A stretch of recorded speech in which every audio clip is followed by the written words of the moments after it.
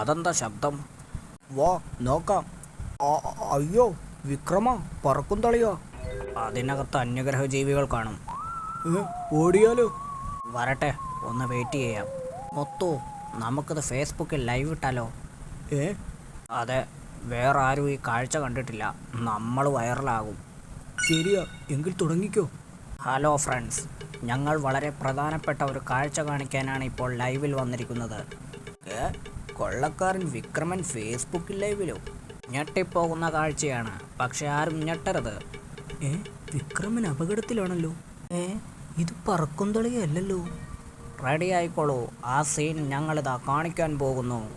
ഞാൻ ക്യാമറ അങ്ങോട്ട് തിരിക്കാം. ഇതെന്താ? അയ്യോ, നമ്മൾ പറക്കുന്നേ. ഇവരെ ഇവിടെ ഇറക്കാം.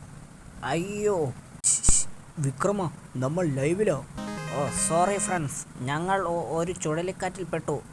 നേരത്തെ പറഞ്ഞ കാഴ്ചയിലേക്ക് വീണ്ടും വരാം. ഞങ്ങൾ അങ്ങോട്ട് ഓടുകയാണ്. അത് എവിടെ പോയി? പറന്നുപോയി കാണും. ഗോൾഡൻ ചാൻസാണ് നഷ്ടപ്പെട്ടത്. സോറി ഫ്രണ്ട്സ്, സത്യത്തിലൊരു പറക്കും തളികയാണ് ഞങ്ങൾ കണ്ടത്. പറക്കും തളികയോ? ഓരോ തട്ടിപ്പുമായി ലൈവിൽ വന്നോളും. എന്തിനാ മായാവി അവരെ മാറ്റിയത്? പറക്കും തളികയിൽ നിന്ന് അന്യഗ്രഹ ജീവികൾ ഇറങ്ങി വന്നോ? അതിനത് പറക്കും തളികയാണെങ്കിലല്ലേ. പിന്നെ ഒരു പടുക്കൂറ്റൻ അന്യഗ്രഹ ജീവിയുടെ മാലയിലെ ലോക്കറ്റായിരുന്നു അത്. ഭൂമിയിൽ വീണ ലോക്കറ്റ് എടുക്കാൻ ആ ജീവി മാനത്ത് നിന്ന് കൈ നീട്ടിയപ്പോഴാണ് ഞാൻ അവരെ മാറ്റിയത്. അല്ലെങ്കിൽ അവരെയും ആ ജീവി പിടിച്ചാനെ. ഇതെന്താ? അയ്യോ, നമ്മൾ പറക്കുന്നേ.